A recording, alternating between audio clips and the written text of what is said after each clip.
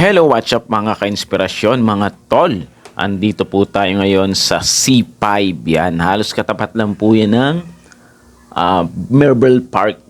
Actually, banda-banda ron pa po pala yung Marble Park. So, nasa boundary po yan ng Monwalk at ng Merville. Yan. Pero pagdating po natin sa bandang dulo na konti, yan na po yung Merville Gate.